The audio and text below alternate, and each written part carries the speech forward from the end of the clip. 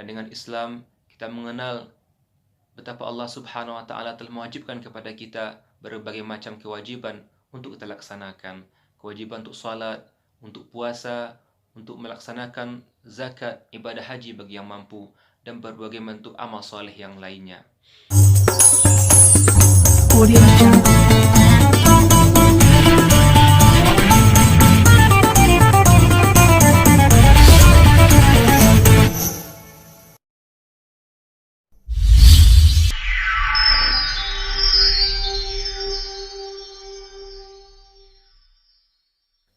Bismillahirrahmanirrahim. Assalamualaikum warahmatullahi wabarakatuh. Innal hamdalillahi nahmaduhu wa nasta'inuhu wa nastaghfiruh wa na'udzu billahi min syururi anfusina wa min sayyiati a'malina. May yahdihillahu fala mudilla lahu wa may yudlilhu fala hadiyalah. Asyhadu an la ilaha illallah wahdahu la syarika lah wa asyhadu anna Muhammadan abduhu wa rasuluhu la nabiyya ba'd. Allahumma salli wa sallim wa barik ala sayyidina Muhammad wa ala alihi wa ashabihi wa man tabi'ahum bi ihsanin ila yaumiddin. Amma ba'du. Subhanaka la ilma lana illa ma 'allamtana innaka antal alimul hakim. Rabbana zidna ilman nafi'a warzuqna fahman wasi'a. Allahumma amin. Bapak Ibu, saudara-saudari, kaum muslimin, pemirsa Kamang TV yang dimuliakan Allah Subhanahu wa taala dimanapun berada. Alhamdulillah, tak jemu tak bosan kita manjatkan puji syukur kehadirat Allah Subhanahu wa taala atas begitu banyak nikmat, karunia dan pemberian Allah Subhanahu wa taala kepada kita. Tak terhitung jumlahnya sampai pada hari ini. Allah Subhanahu wa taala masih memberikan kepada kita nikmat hidup di muka bumi ini untuk kita isi dengan kebaikan, dengan beramal soleh sebagai bekal kita bertemu Allah Subhanahu wa taala kelak di akhirat. Kemudian Allah Subhanahu wa taala memberikan kita nikmat iman dan Islam yang merupakan nikmat paling besar yang diberikan Allah Subhanahu wa taala kepada umat manusia ini.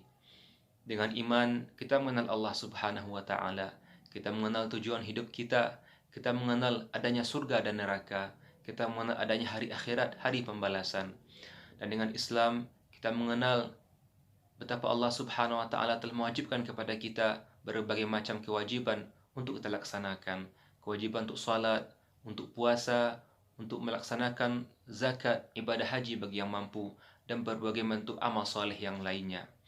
Maka oleh karena itu kita bersyukur kepada Allah Subhanahu wa taala atas nikmat yang agung dan mulia ini, dengan senantiasa berdoa kepada Allah agar memberikan kepada kita istiqomah sampai akhir hidup kita di atas Islam ini.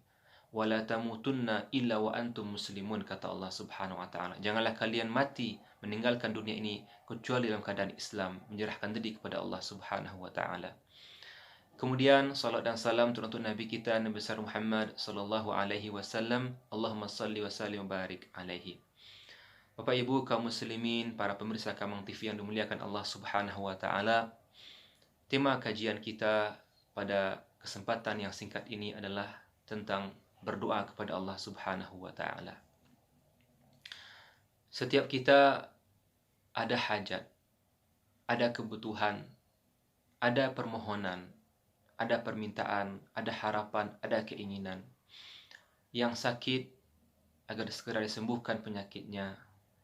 Yang sedang ada masalah membutuhkan solusi atas segala persoalan atau masalah hidupnya. Yang masih bujang atau yang masih gadis meminta atau bermohon kepada Allah Subhanahu wa taala agar berikan jodoh yang sesuai di hatinya dan diridhai Allah Subhanahu wa taala. Yang sedang pengangguran membutuhkan pekerjaan. Yang sedang kesulitan rezeki, kesempitan rezeki, membutuhkan kelapangan rezeki. Semua itu merupakan harapan, keinginan kita dan permohonan kita.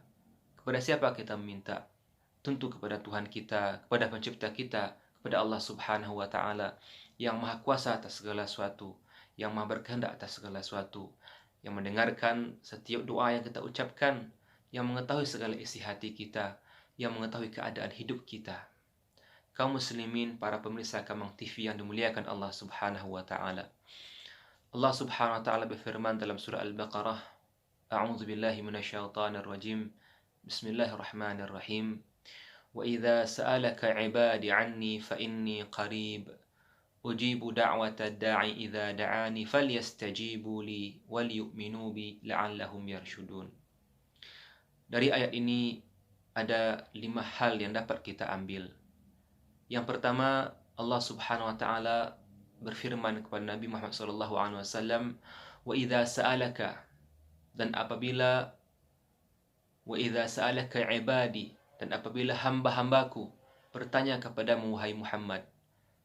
Nah, dari sini dapat kita pahami Allah memperuntukkan hal ini kepada hamba-hambanya, kepada manusia yang telah menghambakan diri kepada Allah Subhanahu wa taala, yang telah menjadikan Allah Tuhannya, yang taat kepada perintahnya.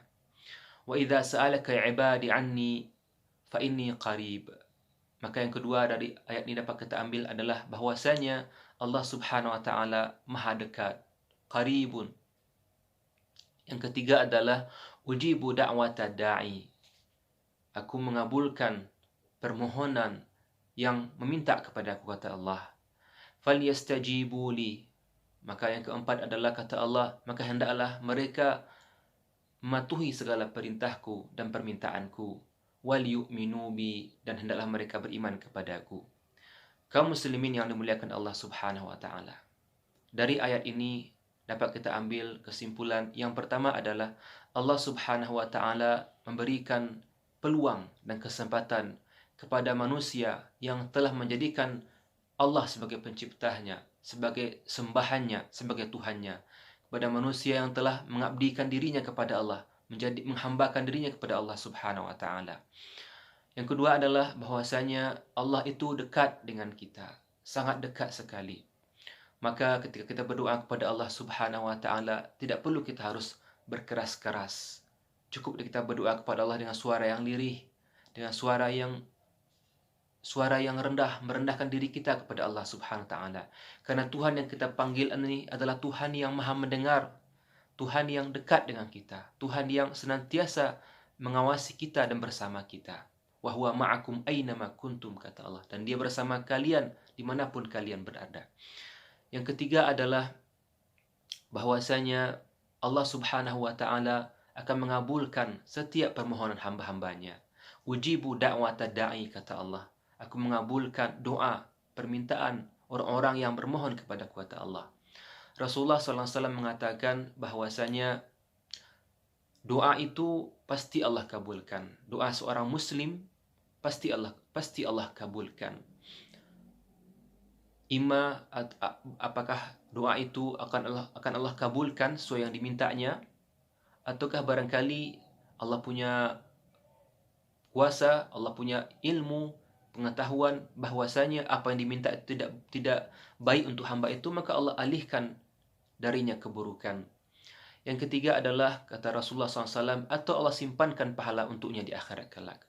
Maka yakinlah kita kepada Allah, hendaklah kita berdoa dalam keadaan ikhlas kepada Allah Subhanahu wa taala, dan meyakini doa ini akan dikabulkan Allah Subhanahu wa taala.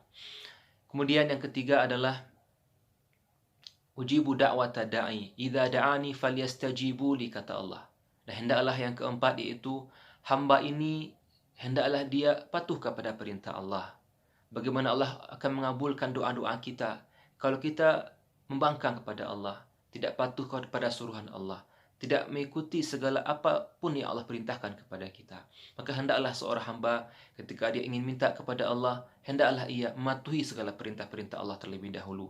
Allah perintahkan salat, Allah perintahkan berpuasa, Allah perintahkan membayar zakat, Allah perintahkan membantu orang-orang miskin, Allah perintahkan membantu orang lain dan sebagainya. Maka penuhilah perintah Allah Subhanahu wa taala. Kemudian yang kelima adalah wal yu'minu bi, kata Allah, dan hendaklah hamba ini beriman kepadaku. Maka suatu doa akan dikabulkan Allah Subhanahu wa taala jika kita hubungan iman dengan Allah Subhanahu wa taala. Kita beriman kepada Allah Subhanahu wa taala. Kaum muslimin yang dimuliakan Allah, inilah 5 hal yang penting sekali kita perhatikan, bahwasanya Allah Subhanahu wa taala memperuntukkan ini kepada hamba-hambanya. Yang kedua adalah Allah Subhanahu wa taala menyatakan bahwa Dia sangatlah dekat. Dan yang ketiga adalah Allah Subhanahu Wa Taala mengatakan bahwasanya menjanjikan Allah akan mengabulkan doa-doa hambanya. Kemudian yang keempat adalah hendaklah hamba tadi memenuhi segala perintah-perintah Allah, mematuhi segala perintah-perintah Allah Subhanahu Wa Taala. Dan yang kelima adalah hendaklah seorang hamba beriman kepada Allah, yakin kepada Allah. Hendaklah dia berdoa dalam keadaan yakin kepada Allah Subhanahu Wa Taala, yakin bahawa doanya akan dikabulkan oleh Allah Subhanahu Wa Taala. Kaum muslimin yang dimuliakan Allah, di bulan Ramadan ini mari kita senantiasa berdoa kepada Allah di waktu-waktu yang mustajab, memohon kepada Allah segala kesulitan kita, segala permasalahan hidup kita, semoga Allah segera selesaikan, Allah berikan kelapangan dalam rezeki kita, Allah mudahkan segala urusan kita, Allah pertemukan segala hal-hal yang kita dengan hal-hal yang kita inginkan. Amin ya rabbal alamin. Semoga tausiah singkat ini bermanfaat bagi kita semuanya, terutama bagi kami pribadi. Mohon maaf lebih dan kurangnya. Wabillahi taufiq wal hidayah. Wassalamualaikum warahmatullahi wabarakatuh. Audio Jungle.